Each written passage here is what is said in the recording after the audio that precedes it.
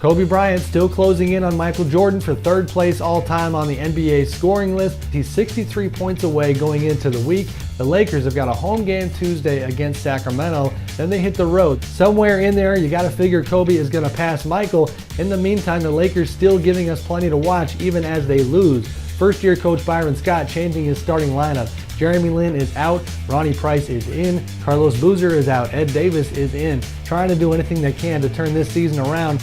The long road back to the playoffs is just getting started for the Oklahoma City Thunder, trying to get out of that huge hole they dug for themselves. So far, they've won 2 out of 3 games since Durant came back. Tough to know just yet, though, what to make of this group and whether or not they've found their way because of who they've played. Wins against Philadelphia and Detroit, the 2 worst teams in the NBA right now, and a loss to New Orleans, all of which makes this week very interesting. Games against Milwaukee, Cleveland, Minnesota, and Phoenix. We should know more about the Thunder and where they stand by next week. The Golden State Warriors are about to get tested in a very big way. Now, they've been the best team in the league to this point.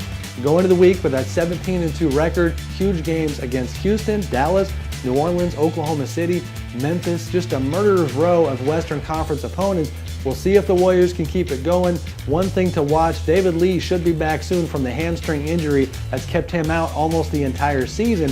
First-year coach Steve Kerr has had Draymond Green in that starting lineup at the forward spot, and he's been a fantastic fit. Don't look for David to be starting again anytime soon. I don't think Steve wants to rock this boat. DeMarcus Cousins of the Sacramento Kings with the extremely tough break on the health front. He has viral meningitis. He could miss another 7 to 10 days after having already missed 5 games going into the weekend. Just a tough break for a guy who was playing at such a high level and a team that was playing so well with him. The Kings trying to hover around 500 without Cousins, but he's one of the most valuable guys in the league when it comes to his team. We'll see if they can keep things afloat. The enormous gap between the Western Conference and the East continues to widen, and we might be on our way to the worst season yet when it comes to the disparity between those 2 conferences. Consider this much going into the week. Of the top 8 teams in the West, they have logged 122 wins. In the East, just 92 wins.